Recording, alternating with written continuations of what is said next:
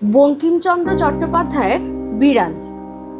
স্বাভাবিকভাবেই একটা প্রশ্ন উঠতে পারে যে হঠাৎ বঙ্কিমচন্দ্র চট্টোপাধ্যায় বিড়ালকে নিয়ে কোনো রচনা কেন লিখতে গেলেন।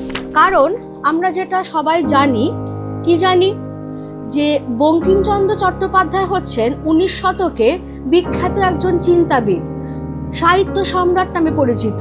উপন্যাস, প্রবন্ধ, রম্যরচনা, সাহিত্যের বিভিন্ন শাখায় তিনি অবাধে বিচরণ করেছেন। তাহলে এই যে বিড়াল নামক যে প্রবন্ধটা রয়েছে, সেটা কি তার কোনো শখের বিড়ালকে নিয়ে লেখা, নাকি বিড়াল প্রজাতিকে নিয়ে তার পশুপ্রেমের পরিচয়? কি সেটা খেয়াল রাখতে হবে যে চাকরিগত দিক থেকে বঙ্কিমচন্দ্র চট্টোপাধ্যায় ছিলেন ডেপুটি ম্যাজিস্ট্রেট, ডেপুটি কালেক্টর, কিন্তু একই সঙ্গে তিনি যেহেতু একজন সামাজিকভাবে দায়বদ্ধ মানুষ, সেজন্য সমাজের নানা অসঙ্গতিও তার দৃষ্টি এড়ায়নি। সমাজে অসঙ্গতি কিরকম? সেটা যেরকম হতে পারে ধনী দরিদ্রের মধ্যে বৈষম্য, অর্থাৎ তিনি দেখছেন যারা বড় লোক তারা আরো বড় লোক হচ্ছেন এবং যারা গরিব লোক তারা আরো গরিব লোক হয়ে যাচ্ছে। তিনি যেহেতু সামাজিকভাবে দায়বদ্ধ একজন মানুষ, এই সামাজিক অসঙ্গতি দেখে চুপ করে থাকতে পারছেন না। অথচ তিনি বঙ্কিমচন্দ্র হিসেবে যে এই সামাজিক অসঙ্গতিকে নিয়ে কোনো রচনা লিখবেন, সেটা সম্ভব হচ্ছে না। কারণ তিনি তখন সরকারি চাকুরে, ইংরেজ সরকারের অধীনে তিনি ডেপুটি ম্যাজিস্ট্রেট। ফলে সরকারি নীতির বিরোধিতা করলে তাকে চাকরিটি খোয়াতে হবে। সেই জন্য তিনি একটি কাল্পনিক চরিত্র আনছেন, যার নাম হচ্ছে কমলাকান্ত চক্রবর্তী। এবার এই যে কমলাকান্ত চক্রবর্তীকে আমরা পাচ্ছি, কেমন এই মানুষটা? বুড়ো মানুষ, আফিং খায়। আফিং হচ্ছে আফিং নামক ফলের বীজ থেকে তৈরি এক ধরনের নেশার দ্রব্য। পোস্তদানা থেকেও এই আফিং তৈরি হয়। এবার যখনই কমলাকান্ত চক্রবর্তী নামক এই বুড়ো মানুষটা সন্ধেবেলায় দুধের সঙ্গে আফিং মিশিয়ে খান, তখনই তিনি দিব্যকর্ণ প্রাপ্ত হন। অর্থাৎ যা সাধারণভাবে কানে শোনা যায় না, সে সমস্ত কথাই তিনি তখন শুনতে পান। ফলে তিনি তখন দূরদর্শী হয়ে পড়েন। অর্থাৎ বুঝতেই পারছো, বঙ্কিমচন্দ্র চট্টোপাধ্যায় তিনি ডেপুটি ম্যাজিস্ট্রেট হয়ে যে সকল কথা বলে উঠতে পারছেন না, সেই সকল কথাই তিনি কমলাকান্ত চক্রবর্তীর মুখ দিয়ে বলাচ্ছেন। ফলে তার সামাজিক দায়বদ্ধতার দিকটাও রক্ষা পাচ্ছে। এবার এই যে কমলাকান্ত চক্রবর্তী, এ কিন্তু সমাজের উচ্চ বর্গের প্রতিনিধি, অর্থাৎ বড় লোক। আর এই বিড়াল প্রবন্ধে আমরা আরেকটি যে ক্যারেক্টার পেয়েছি, যে বিড়াল, সে হচ্ছে সমাজের নিম্ন বর্গের প্রতিনিধি, অর্থাৎ গরিব লোক। এবার এই বড় লোক আর গরিব লোকের মধ্যে যে কথোপকথন হচ্ছে, তার মধ্যে দিয়ে দুটো জিনিস উঠে আসছে। একটা হলো সমাজে ধনবন্টনের অসাম্য, অর্থাৎ সমাজে যে ধন সম্পদ সেটা যখন ভাগ বাটোয়ারা হয়েছে, তখন সেটা সমতারক্ষিত হয়নি, সমানভাবে ভাগ বাটোয়ারাটা হয়নি। ফলে বেশিরভাগ ধন সম্পদ, অধিকাংশ ধন সম্পদই ধনীদের কুক্ষিগত হয়ে রয়েছে, আর গরিবরা আরো গরিব, আরো অভাবের তলানিতে গিয়ে ঠেকছে। এইটা যেমন সত্যি, তেমনি কিভাবে এটার একটা সমাধান বার করা সম্ভব, সেটার জন্যই সমাজতন্ত্রবাদের প্রতিষ্ঠার কথা এসেছে। অর্থাৎ ক্যাপিটালিজমের জায়গায় সোশ্যালিজম। সোশ্যালিজম এমন একটা থিওরি, এমন একটা মতবাদ, যেটাকে আমরা বাংলায় বলি সমাজতন্ত্রবাদ, যেখানে বলাই হচ্ছে যে সমাজের যাবতীয় ধন সম্পদের ওপর সকলের সমান অধিকার থাকবে। যে যেরকম যোগ্যতা অনুযায়ী কাজ পাবে, কাজ অনুযায়ী তার পারিশ্রমিক পাবে। ফলে এখানে আয় এবং সম্পদের মধ্যে একটা কিন্তু সমতা রক্ষার ব্যাপার রয়েছে। দুর্ভাগ্যবশত আমাদের দেশে ইংরেজ সরকারের আমলে এই সমাজতন্ত্রবাদ বা সোশ্যালিজম প্রতিষ্ঠিত হয়নি, ছিল ক্যাপিটালিজম। এমনকি এখনো আমাদের দেশে কিন্তু সমাজতন্ত্রবাদ প্রতিষ্ঠিত হয়নি। সেই জন্যেই বঙ্কিমচন্দ্র যখন এর বিরুদ্ধে প্রতিবাদে সোচ্চার হচ্ছেন, তখন কমলাকান্ত চক্রবর্তী নামক এই কাল্পনিক চরিত্রটার আড়াল তাকে নিতে হচ্ছে। এবার আমরা দেখব যে এই যে যাবতীয় কথাবার্তা হয়েছে কমলাকান্ত এবং বিড়ালের মধ্যে, সবটাই একটু হাসি মজার ছলে, কিন্তু সেই হাসি মজাটাকে আমরা কিভাবে অভিহিত করছি, কি নামে? স্যাটায়ার। হাস্যরসের অনেকগুলো ভাগ আছে। একটা হচ্ছে হিউমার। হিউমার হচ্ছে লঘু হাস্যরস, নির্মল হাস্যরস, যেখানে কাউকে আঘাত করা হয় না। যেমন ধরো, তুমি রাস্তায় বেরিয়েছো, হঠাৎই প্রবল ঝড় বৃষ্টি শুরু হলো, তুমি একটা শেডের তলা দাঁড়িয়ে আছো। এবার তুমি দেখছো যে রাস্তা দিয়ে একজন ভদ্রলোক যাচ্ছেন, প্রবল ঝড়ের কারণে তার ছাতাটা উল্টে পটাং করে উল্টে গেল, শিক টিক সমেত উল্টে গেল। দেখে তোমার খুব হাসি পাবে, তুমি হো হো করে হেসে উঠবে। এখানে কিন্তু তোমার হাসিটা ওই লোকটিকে ব্যঙ্গ করে নয়, বরং ওই দৃশ্যটার কারণে। সেটা এমনই অদ্ভুত যে হাসি চেপে রাখা যায় না। So it is called humour. কিন্তু যখন কোনো মানুষ ব্যঙ্গের চাবুক মেরে মেরে পাঠককে কোনো সামাজিক অসঙ্গতির বিষয়ে সচেতন করতে চান, তখনই তাকে বলা হয় স্যাটায়ার। যেমন এখানেও বঙ্কিমচন্দ্র তিনি হাস্যরস এনেছেন, কিন্তু প্রত্যেকটা কথার আড়ালে একটা ব্যঙ্গের চাবুক এনেছেন তিনি, যেটা কি হচ্ছে সমাজে। সুতরাং বিড়াল রচনাটাকে আমরা বলতেই পারি ব্যঙ্গাত্মক রঙ্গ রচনা। হাস্যরস আছে, কিন্তু তার মধ্যে লুকিয়ে আছে ব্যঙ্গ, সামাজিক অসঙ্গতির ব্যঙ্গ। কোন সামাজিক অসঙ্গতি? সমাজে ধন বন্টনের যে অসাম্য, ধনী দরিদ্রের মধ্যে যে বৈষম্য, তার প্রতি লেখকের ব্যঙ্গটা। এবার একটু ইনফরমেশন কি রকম? বিড়াল নামক এই প্রবন্ধটা বঙ্কিমচন্দ্র চট্টোপাধ্যায়ের সম্পাদনায় যে বঙ্গদর্শন পত্রিকা বেরোতো, সেখানে এই বিড়াল রচনাটি প্রথম প্রকাশিত হয়। পরবর্তীকালে এটি কমলাকান্তের দপ্তরের অন্তর্ভুক্ত হয়। কমলাকান্তের দপ্তর বইটির প্রকাশকাল 1875 খ্রিস্টাব্দ। ঠিক আছে, তাহলে তোমার কাছে যদি এমসিকিউ আসে যে বিড়াল কোন মূল গ্রন্থের অন্তর্গত, তোমার আনসার আসবে কমলাকান্তের দপ্তর। বুঝতেই পারছো যেটা যেহেতু একটা বই, কমলাকান্তের দপ্তর, এখানে শুধু বিড়াল একটা প্রবন্ধ নেই, অনেকগুলো প্রবন্ধই আছে, যেগুলো সবকটাই এই স্যাটায়ার ধর্মী, যেখানে সমাজের কোনো না কোনো অসঙ্গতির প্রতি লেখক উল্লেখ করেছেন। তো তারই অন্যতম পাঠ্য হচ্ছে আমাদের এই বিড়াল। ক্লিয়ার? তাহলে যদি আমি সাম আপ করি, দুটো ক্যারেক্টার পাবো। একটা ক্যারেক্টার হচ্ছে কমলাকান্ত চক্রবর্তী, যে সমাজের ধনীদের প্রতিনিধি। আরেকটা ক্যারেক্টার পাবো বিড়াল, যে সমাজের গরিবদের প্রতিনিধি। এই দু দলের মধ্যে কথোপকথন হচ্ছে, এবং কমলাকান্ত চক্রবর্তী বুড়ো মানুষ, এবং সন্ধেবেলায় তিনি প্রত্যেক দিন যেটা করেন, দুধের সঙ্গে আফিং মিশিয়ে একটু নেশার ঘোরে ডুবে যান, আর তখনই তিনি দিব্যকর্ণ প্রাপ্ত হন। যা যা এমনি সময় কানে শোনা যায় না, সেইগুলো তিনি তখন শুনতে পান। এবার তাহলে তিনি কি শুনতে পাচ্ছেন, কি দেখতে পাচ্ছেন, সেইগুলোই আমরা দেখে নেব। বিড়াল বঙ্কিমচন্দ্র চট্টোপাধ্যায়ের লেখা। আমি শয়নগৃহে চারপাইয়ের উপর বসিয়া হুঁকা হাতে ঝিমাইতেছিলাম। একটু মিটমিট করিয়া ক্ষুদ্র আলো জ্বলিতেছে, দেওয়ালের উপর চঞ্চল ছায়া প্রেতবৎ নাচিতেছে। আহার প্রস্তুত হয় নাই, এজন্য হুঁকা হাতে নিমীলিত লোচনে আমি ভাবিতেছিলাম যে আমি যদি নেপোলিয়ন হইতাম তবে ওয়াটারলু জিতিতে পারিতাম কিনা। এমতো সময়ে একটু ক্ষুদ্র শব্দ হইল, ম্যাও। চাহিয়া দেখিলাম, হঠাৎ কিছু বুঝিতে পারিলাম না। প্রথমে মনে হইল ওয়েলিংটন হঠাৎ বিড়ালত্ব প্রাপ্ত হইয়া আমার নিকট আফিং ভিক্ষা করিতে আসিয়াছে। প্রথম উদ্যমে পাষাণবৎ কঠিন হইয়া বলিব মনে করিলাম যে ডিউক মহাশয়কে ইতিপূর্বে যথোচিত পুরস্কার দেয়া গিয়াছে, এক্ষণে আর অতিরিক্ত পুরস্কার দেয়া যাইতে পারে না। বিশেষ অপরিমিত লোভ ভালো নহে। ডিউক বলিল, মেয়াও। তখন চক্ষু চাহিয়া ভালো করিয়া দেখিলাম যে ওয়েলিংটন নহে, একটি ক্ষুদ্র মার্জার। প্রসন্ন আমার জন্য যে দুগ্ধ রাখিয়া গিয়াছিল, তাহা নিঃশেষ করিয়া উদরাসাৎ করিয়াছে।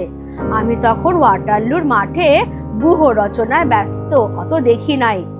এক্ষণে মার্জার সুন্দরী নির্জল দুগ্ধ পানে পরিতৃপ্ত হইয়া আপন মনের সুখ এ জগতে প্রকটিত করিবার অভিপ্রায়ে অতি মধুর স্বরে বলিতেছেন, মেয়াও।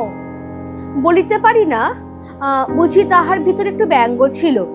বুঝি মার্জার মনে মনে হাসিয়া আমার পানে চাহিয়া ভাবিতেছিল, কেহ মরে বিল ছেঁচে, কেহ খায় কই। বুঝি সে ম্যাও শব্দে একটু মন বুঝিবার অভিপ্রায় ছিল। বুঝি বিড়ালের মনের ভাব, তোমার দুধ তো খাইয়া বসিয়া আছি, এখন বলো কি। তাহলে এই যে আমরা পরে পাবো, একদম স্বাক্ষর হিসেবেই পাবো। আপাতত জানিয়ে রাখি, এই আমি উত্তম পুরুষের বক্তা হচ্ছেন কমলাকান্ত চক্রবর্তী। যেটা আমি বলছিলাম যে একটা ফিকটিশিয়াস ক্যারেক্টারের আড়াল বঙ্কিমচন্দ্রের খুব দরকার ছিল।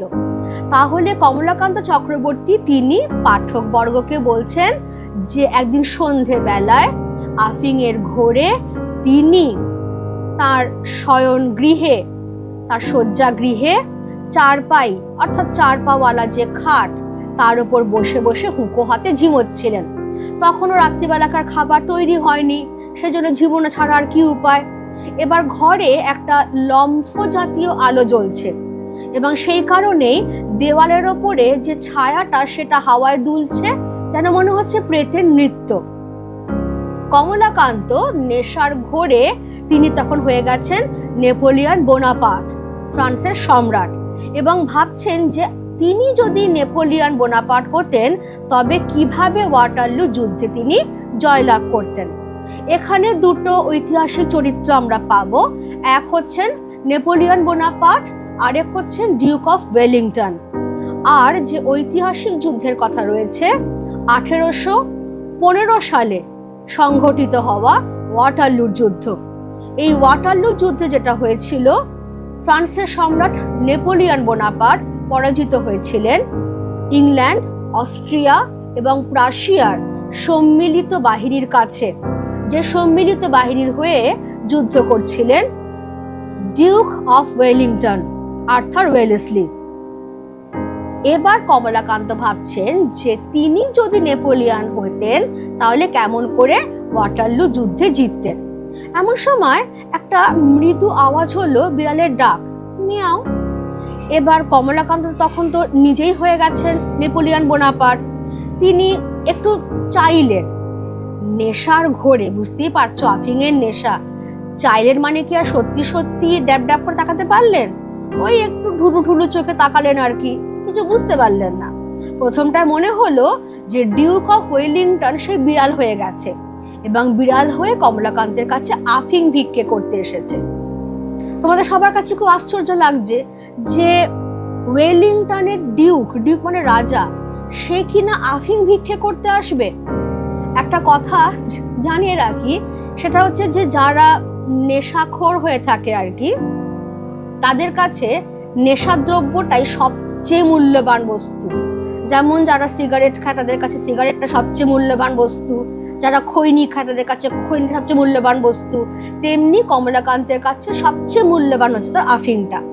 তাই তার প্রথমেই মনে হয়েছে ডিউক অফ ওয়েলিংটন বিড়াল হয়ে গেছে এবং সেই বিড়াল হয়ে তার কাছে আফিং ভিক্ষে করতে এসেছে। নেশারুরা সহজে নিজেদের নেশার জিনিস কাউকে দিতে চায় না।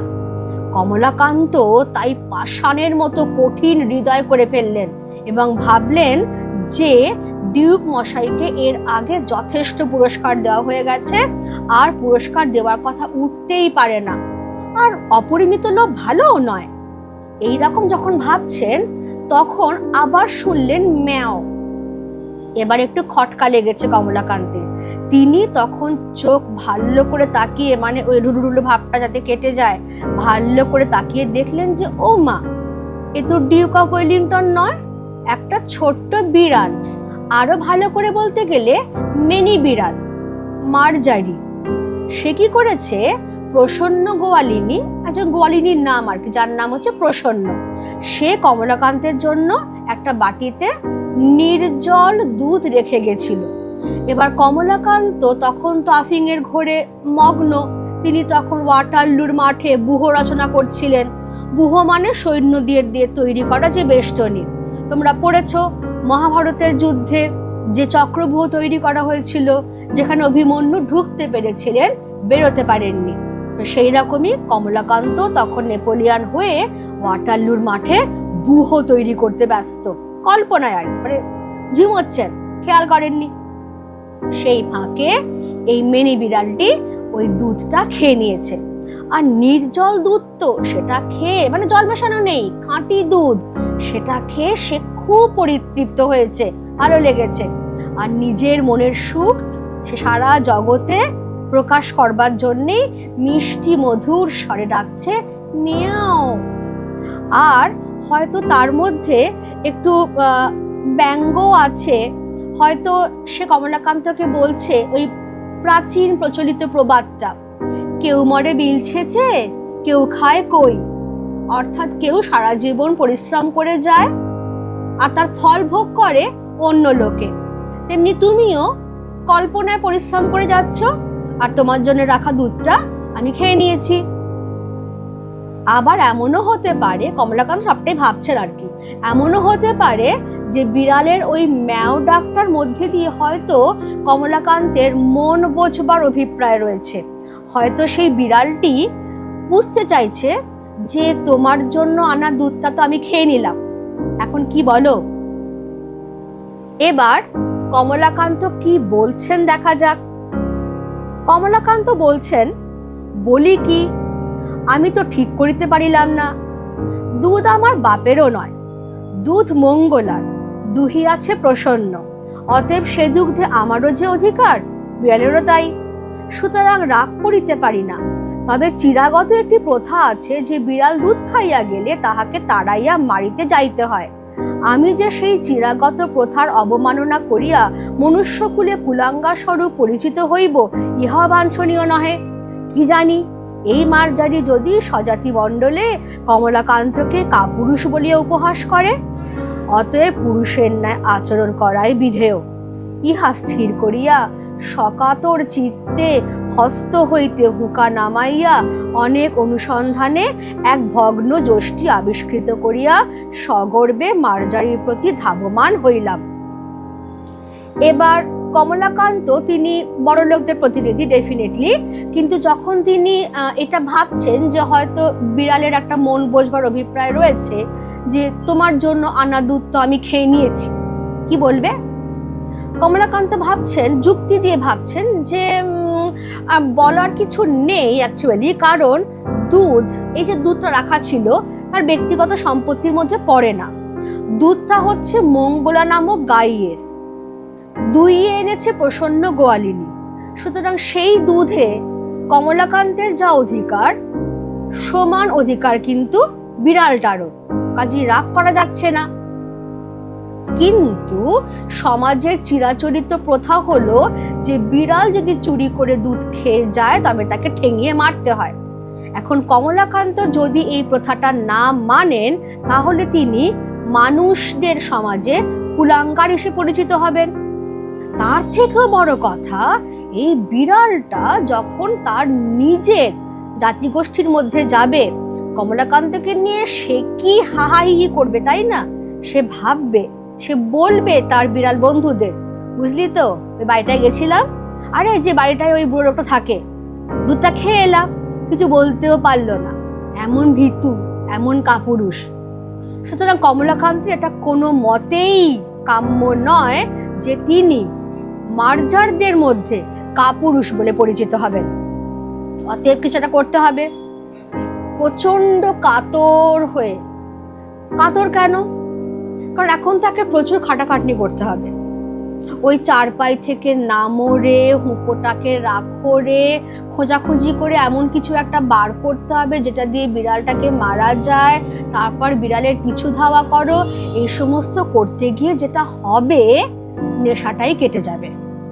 সেজন্যই বলা হচ্ছে যে আমি অতি সকাতর চিত্তে, মানে খুব দুঃখিত মনে চারপাই থেকে নামলাম, অনেক খুঁজে পেতে একটা ভগ্ন যষ্টি, ভগ্ন যষ্টি মিনস একটা ভাঙা লাঠি, সেটা কোনো মতে খুঁজে পেয়ে খুব গর্বের সঙ্গে মার্জারির দিকে এগিয়ে গেলাম।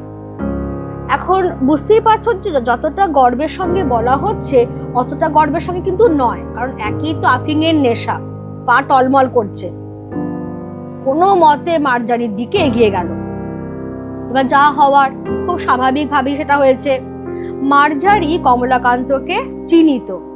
সে যষ্টি দেখিয়া বিশেষ ভীত হওয়ার কোনো লক্ষণ প্রকাশ করিল না, কেবল আমার মুখপানে চাহিয়া হাই তুলিয়া একটু সরিয়া বসিল, বলিল ম্যাও। প্রশ্ন বুঝিতে পারিয়া যষ্টি ত্যাগ করিয়া পুনরপি শয্যায় আসিয়া হুঁকা লইলাম। তখন দিব্যকর্ণ প্রাপ্ত হইয়া মার্জারের বক্তব্য সকল বুঝিতে পারিলাম। বুঝিলাম যে বিড়াল বলিতেছে মারপিট কেন? স্থির হইয়া হুঁকা হাতে করিয়া একটু বিচার করিয়া দেখো দেখি, এ সংসারের ক্ষীর সর দুগ্ধ দধি মৎস্য মাংস সকলই তোমরা খাইবে, আমরা কিছু পাইব না কেন? তোমরা মনুষ্য, আমরা বিড়াল, প্রভেদ কি? তোমাদের খুদ পিপাসা আছে, আমাদের কি নাই? তোমরা খাও, আমাদের আপত্তি নাই, কিন্তু আমরা খাইলে তোমরা কোন শাস্ত্রানুসারে ঠ্যাঙা লাঠি লইয়া মারিতে আইসো তাহা আমি বহু অনুসন্ধানে পাইলাম না। তোমরা আমার কাছে কিছু উপদেশ গ্রহণ করো। বিজ্ঞ চতুষ্পদের কাছে শিক্ষা লাভ ব্যতীত তোমাদের জ্ঞানোন্নতির উপায়ান্তর দেখি না। তোমাদের বিদ্যালয় সকল দেখিয়া আমার বোধ হয় তোমরা এতদিনে এ কথাটি বুঝিতে পারিয়াছ। দেখো শয্যাশায়ী মনুষ্য, ধর্ম কি? পরোপকারী পরম ধর্ম। এই দুগ্ধটুকু পান করিয়া আমার পরম উপকার হইয়াছে। তোমার আহরিত দুগ্ধে এই পরোপকার সিদ্ধ হইল, অতএব তুমি সেই পরম ধর্মের ফলভাগী। আমি চুরি করি আর যাই করি, আমি তোমার ধর্ম সঞ্চয়ের মূলীভূত কারণ। অতএব আমাকে প্রহার না করিয়া আমার প্রশংসা করো, আমি তোমার ধর্মের সহায়। কমলাকান্ত তাহলে বিড়ালকে লাঠি নিয়ে মারতে উঠেছিলেন, কিন্তু বিড়ালটি কমলাকান্তকে চিনত। সে খুব একটা ভয় পেল না, বরং সে একটু সরে বসলো, হাই তুললো, তারপরে বলল ম্যাও। তখন তার প্রশ্নটা কমলাকান্ত ভালো করে বুঝতে পারলেন এবং তিনি আবার চার পায়ের ওপরে এসে বসলেন, হুঁকো হাতে নিলেন এবং তখনই দিব্যকর্ণ পেলেন, অর্থাৎ ঈশ্বর প্রদত্ত শোনবার ক্ষমতা। মার্জারের বক্তব্য এবার তিনি পুরোপুরি বুঝতে পারছেন। বিড়ালটি বলছে যে মারামারি কেন? একটু ভালো করে ভেবে দেখো তো, এই সংসারের সমস্ত খাদ্যদ্রব্য, ক্ষীর সর দুধ দই মাছ মাংস সব মানুষই খাবে, আমরা পাবো না কেন? তোমরা মানুষ, আমরা বিড়াল, তফাৎটা কোথায়? তোমাদেরও যেমন খিদে তেষ্টার বোধ আছে আমাদেরও আছে, তোমরা খাও, আমাদের আপত্তি নেই, কিন্তু আমরা খেতে গেলে তোমরা কোন শাস্ত্র অনুসারে ঠ্যাঙা লাঠি নিয়ে মারতে আসো? এক কাজ করো, এই যে আমি বিড়াল, বিজ্ঞ চতুষ্পদ অর্থাৎ জ্ঞানী চার পেয়ে একটা প্রাণী, এর কাছে তোমরা কিছু শিক্ষা নাও, কারণ আমাদের কাছে শিক্ষা নেওয়া ছাড়া তোমাদের জ্ঞানোন্নতির কোনো আশা নেই। তোমাদের বিদ্যালয়গুলো দেখে আমার সেটাই বোধ হয়েছে। এবার শয্যাশায়ী মনুষ্য বলা হচ্ছে, কারণ কমলাকান্ত ততক্ষণ নেশার ঘরে প্রায় শুয়ে পড়েছেন। বিড়াল তাকে উদ্দেশ্য করেই বলছে ধর্ম কি? পরের উপকার করাই পরম ধর্ম। তাহলে এই যে তোমার জন্য রাখা দুধটা খেয়ে আমার উপকার হলো, তার মানে তুমি পরোক্ষভাবে পরোপকার করলে, পুণ্য অর্জন করলে। আমি তোমার পুণ্য অর্জনের সহায়, কাজে আমি চুরি করেই খাই কি যেভাবেই খাই, তুমি আমার প্রশংসা করো, কারণ আমার জন্য তোমার ধর্ম সঞ্চয় হয়েছে, তোমার পুণ্য অর্জিত হয়েছে। এবার মেন কথাগুলো আসছে। কি আসছে মেন কথা? দেখো, আমি চোর বটে, কিন্তু আমি কি সাত করিয়া চোর হইয়াছি? খাইতে পাইলে কে চোর হয়? দেখো, যাহারা বড় বড় সাধু চোরের নামে শিহরিয়া ওঠেন, তাহারা অনেকে চোর অপেক্ষা অধার্মিক। তাহাদের চুরি করিবার প্রয়োজন নাই বলিয়াই চুরি করেন না, কিন্তু তাহাদের প্রয়োজনাতীত ধন থাকিতেও চোরের প্রতি যে মুখ তুলিয়া চাহেন না, ইহাতেই চোরে চুরি করে। অধর্ম চোরের নহে, চোরে যে চুরি করে সে অধর্ম কৃপণ ধনীর। চোর দোষী বটে, কিন্তু কৃপণ ধনী তদপেক্ষা শতগুণে দোষী। চোরের দণ্ড হয়, চুরির মূল যে কৃপণ তাহার দণ্ড হয় না কেন? দেখো, আমি প্রাচীরে প্রাচীরে ম্যাও ম্যাও করিয়া বেড়াই, কেহ আমাকে মাছের কাঁটাখানাও ফেলিয়া দেয় না। মাছের কাঁটা পাতের ভাত নর্দমায় ফেলিয়া দেয়, জলে ফেলিয়া দেয়, তথাপি আমাকে ডাকিয়া দেয় না। তোমাদের পেট ভরা, আমার পেটের ক্ষুধা কি প্রকারে জানিবে? হায়, দরিদ্রের জন্য ব্যথিত হইলে তোমাদের কি কিছু অগৌরব আছে? আমার মতো দরিদ্রের ব্যথায় ব্যথিত হওয়া লজ্জার কথা সন্দেহ নাই। যে কখনো অন্ধকে মুষ্টি ভিক্ষা দেয় না, সেও একটা বড় রাজা ফাঁপড়ে পড়িলে রাত্রে ঘুমায় না। সকলেই পরের ব্যথায় ব্যথিত হইতে রাজি, তবে ছোট লোকের দুঃখে কাতর ছি কে হইবে? এইটুকুর মধ্যে যেটা বিড়াল বলতে চাইছে যে সে চোর বটে, কিন্তু সে সাধ করে চুরি করছে না। সাধ করে শখ করে সে চোর হয়নি। যদি সে খেতে পেত তাহলে সে চুরি করতো না। যারা বড় বড় সাধু চোর ডাকাতের নামে একবারে শিউরে শিউরে ওঠেন, তারা কিন্তু চোরের থেকেও বেশি অধার্মিক। তাদের চুরি করবার প্রয়োজন নেই বলেই চুরি করছেন না। কিন্তু সমস্যাটা হচ্ছে তাদের কাছে তাদের প্রয়োজনের চেয়ে অনেক অনেক বেশি পরিমাণে ধন সম্পদ আছে। তারা যদি সেই অতিরিক্ত ধন সম্পদ বাকিদের মধ্যে বিলিয়ে দিতেন, তাহলে চোরের চুরি করবার প্রয়োজন হতো না। চোর দোষী, বিড়াল মানছে সে কথা, কিন্তু চোরের থেকেও শতগুণে বেশি দোষী হচ্ছে কৃপণ ধনী ব্যক্তি। চোরের যদি দণ্ড হয়, তাহলে সেই চুরি করবার মূল যে কৃপণ, তার দণ্ড হবে না কেন? বিড়াল ভুক্তভোগী, সে সারা দিন এদিকে ওদিকে খিদের জ্বালায় ম্যাও ম্যাও করে বেড়ায়। কেউ তাকে মাছের কাঁটা পাতের ভাত ডেকে দেয় না, নর্দমায় ফেলে দেয়, তবু তাকে দেয় না। কিন্তু এই দরিদ্রের জন্য ব্যথিত হয় না তারা। দরিদ্রের জন্য ব্যথিত হলে সেটা খুবই লজ্জার কথা বলে বিবেচিত হয়। একটা লোক ধরে নাও যে কখনো অন্ধ ব্যক্তিকে এক মুঠো ভিক্ষেও দেয় না, সেও যদি কোনো বড় রাজা ফাঁপড়ে পড়ে তার দুঃখে দুঃখিত হয়। কিন্তু ছোট লোক মানে দরিদ্র ব্যক্তি, তার দুঃখে দুঃখিত হতে সেও রাজি নয়। এখন বড় রাজা ফাঁপড়ে পড়লে তার দুঃখে দুঃখিত হবার মতো লোক তুমি সারা দেশ দুনিয়ায় পাবে, কিন্তু গরিবের দুঃখে দুঃখিত হবার মতো লোক সারা দেশ খুঁজেও মিলবে না। সেই জন্যই বিড়াল বাধ্য হয়েছে চুরি করতে। এবার উল্টো দিকটাও সে বোঝাচ্ছে।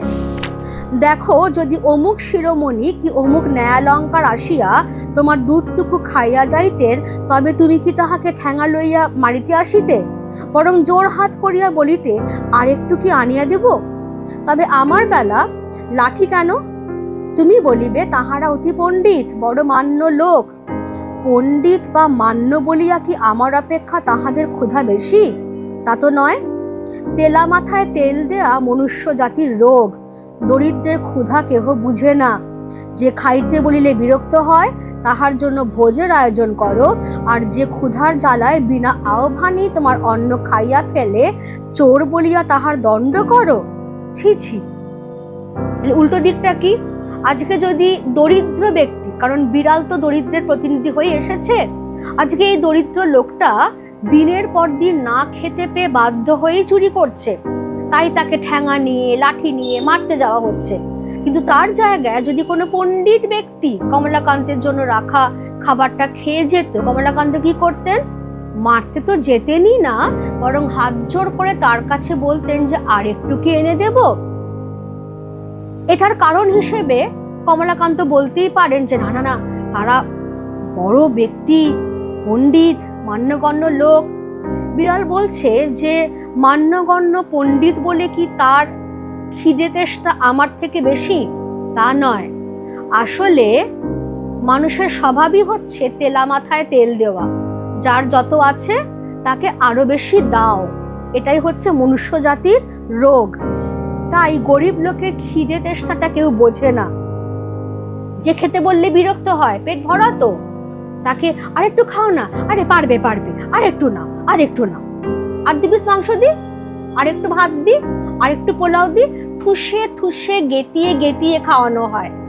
আর যে লোকটা বিনা ডাকেই তোমার খাবার খেয়ে যায়, তার প্রতি তোমরা বিরক্ত হও, চোর বলে তাকে তাড়া করো, তার শাস্তি দাও। এ কোন ধরনের কথা? ছি ছি। দেখো আমাদিগের দশা, দেখো দেখো, প্রাচীরে প্রাচীরে, প্রাঙ্গণে প্রাঙ্গণে, প্রাসাদে প্রাসাদে ম্যাও ম্যাও করিয়া আমার চারিদিক দৃষ্টি করিতেছি, কেহ আমাদিগকে মাছের কাঁটাখানা ফেলিয়া দেয় না। যদি কেহ তোমাদের সোহাগের বিড়াল হইতে পারিল, গৃহমার্জার হইয়া বৃদ্ধের নিকট যুবতী ভার্যার সহোদর বা মূর্খ ধনীর কাছে শতরঞ্জ খেলোয়াড়ের স্থানীয় হইয়া থাকিতে পারিল, তবেই তাহার পুষ্টি। তাহার লেজ ফুলে গায়ে লোম হয় এবং তাহাদের রূপের ছটা দেখিয়া অনেক মার্জার কবি হইয়া পড়ে। আর আমাদিগের দশা দেখো, আহারা ভাবে উদর কৃশ, অস্থি পরিদৃশ্যমান, লাঙ্গুল বিনত, দাঁত বাহির হইয়াছে, জিহ্বা ঝুলিয়া পড়িয়াছে, অবিরত আহারা ভাবে ডাকিতেছি, ম্যাও ম্যাও, খাইতে পাই না। আমাদের কালো চামড়া দেখিয়া ঘৃণা করিও না, এ পৃথিবীর মৎস্য মাংসে আমাদের কিছু অধিকার আছে, খাইতে দাও, নইলে চুরি করিব। আমাদের কৃষ্ণ চর্ম, শুষ্ক মুখ, ক্ষীণ সকরুণ ম্যাও ম্যাও শুনিয়া তোমাদের কি দুঃখ হয় না? চোরের দণ্ড আছে, নির্দয়তার কি দণ্ড নাই? দরিদ্রের আহার সংগ্রহের দণ্ড আছে, ধনীর কার্পণ্যের দণ্ড নাই কেন? তুমি কমলাকান্ত দূরদর্শী, কেননা আফিংখোর, তুমিও কি দেখিতে পাও না যে ধনীর দোষী দরিদ্রের চোর হয়? 500 দরিদ্রকে বঞ্চিত করিয়া একজনে 500 লোকের আহার্য সংগ্রহ করিবে কেন? যদি করিল, তবে সে খাইয়া তাহার যাহা বাহিয়া পড়ে তাহা দরিদ্রকে দিবে না কেন? যদি না দেয়, তবে দরিদ্র অবশ্য তাহার নিকট হইতে চুরি করিবে, কেননা অনাহারে মরিয়া যাইবার জন্য এ পৃথিবীতে কেহ আইসে নাই। বিড়ালের খুব স্পষ্ট কথা, বিড়াল স্পষ্টবাদী।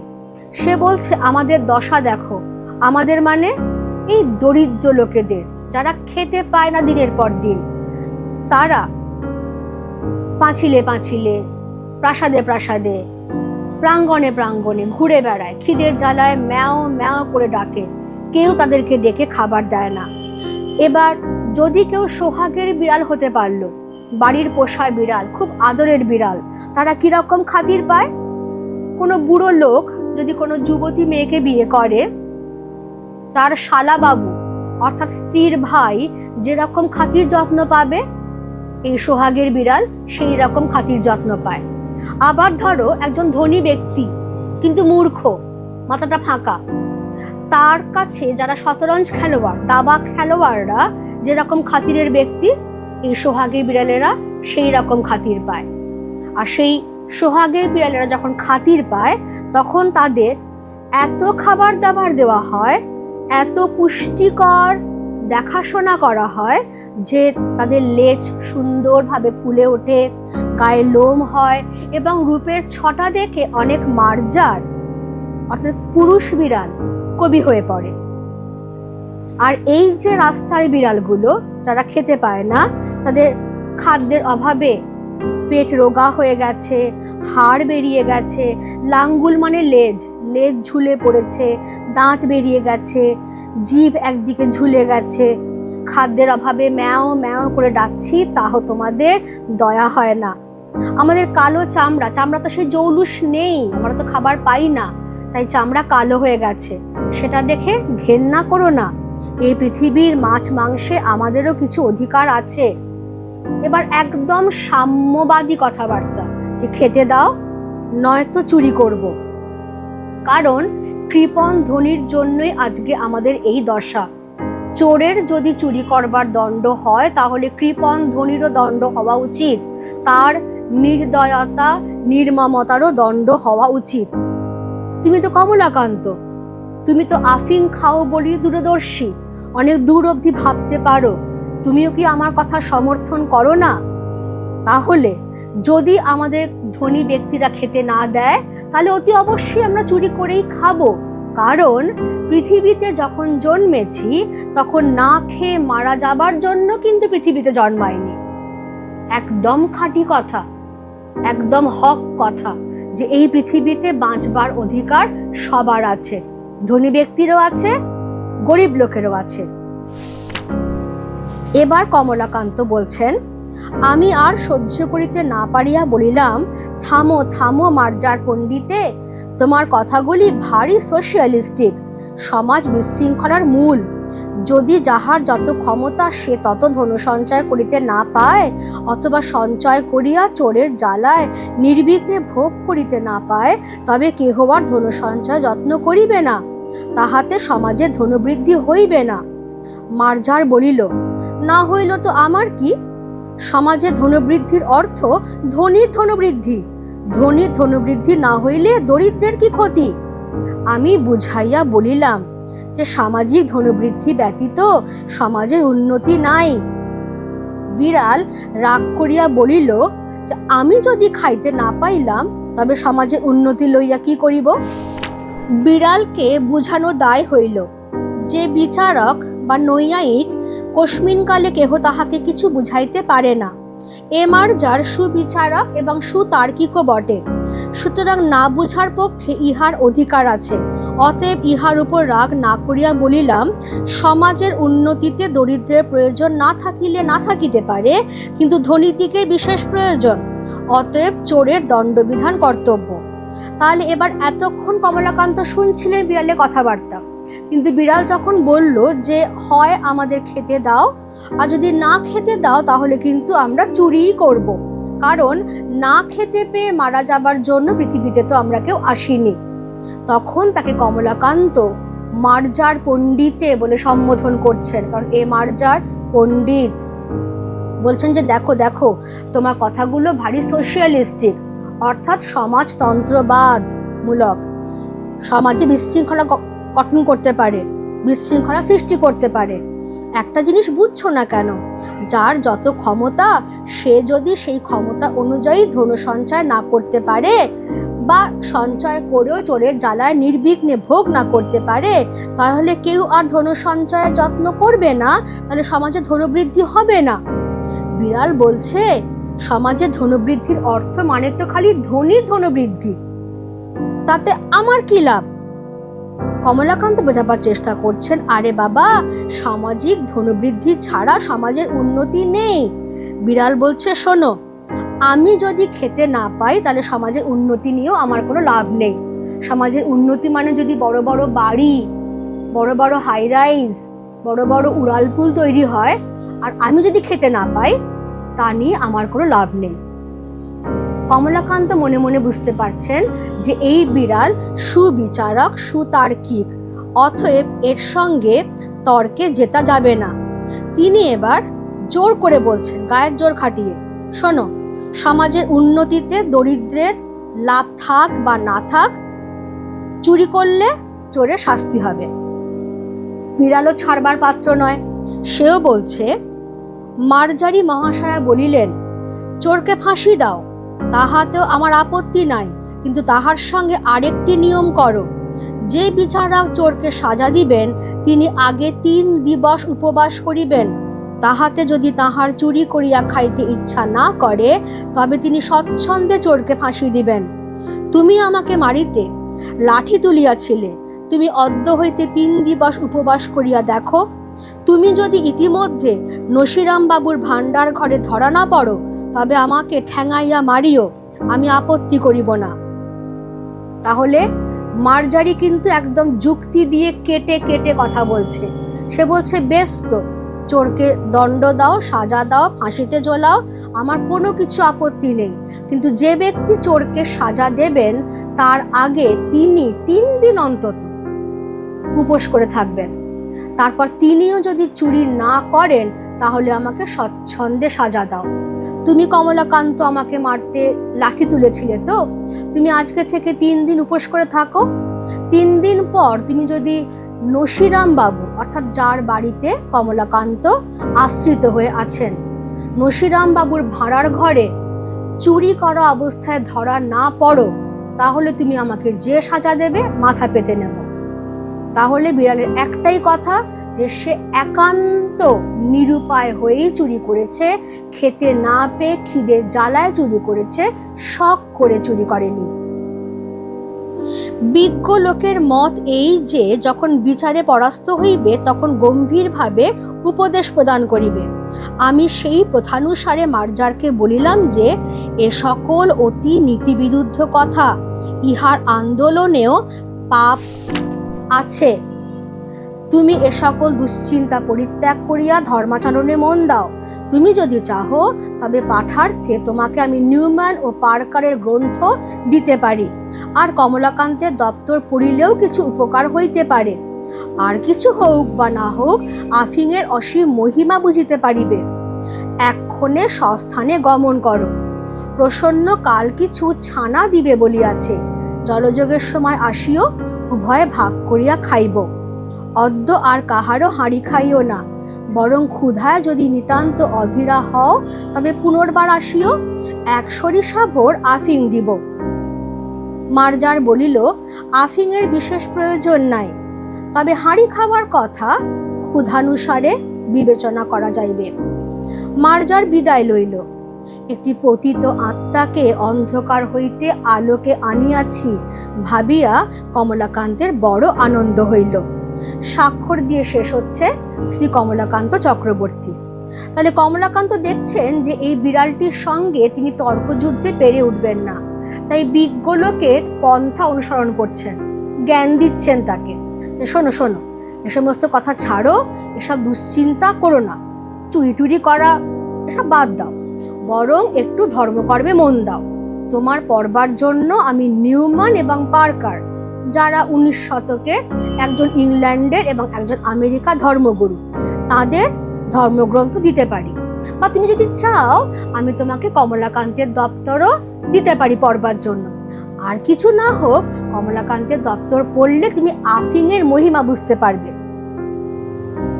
আফিং খেলে তোমার এ সমস্ত খিদের কথা মনে থাকবে না, চুরি করবার কথা মনে আসবে না, নেশায় বুঁদ হয়ে থাকবে।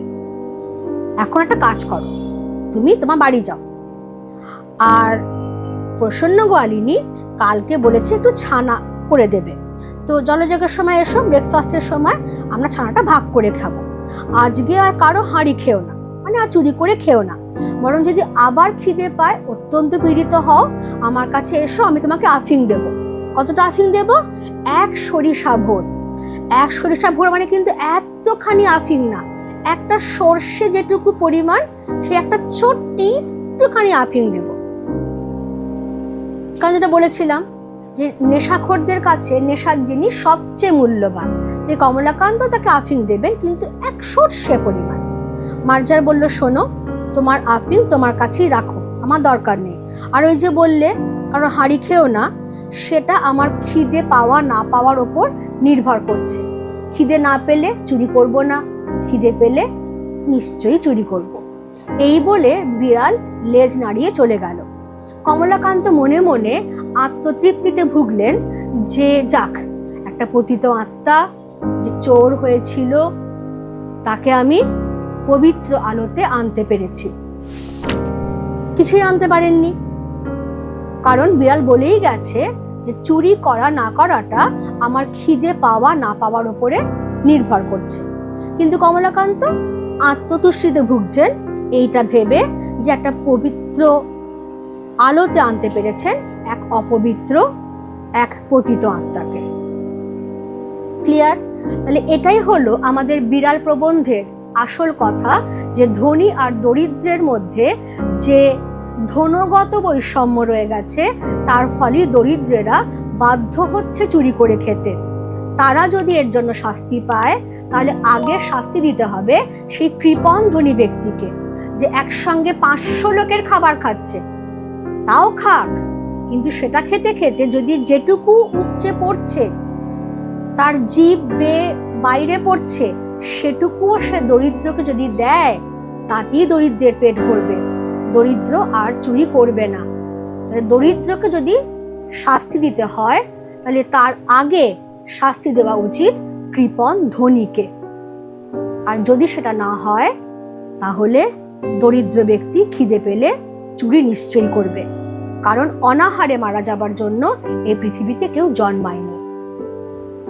পুরোটাই বলা হয়েছে স্যাটায়ারের মোড়কে, অর্থাৎ ব্যঙ্গাত্মক হাস্যরসের মোড়কে একটা সামাজিক অসঙ্গতিকে তুলে ধরা হলো।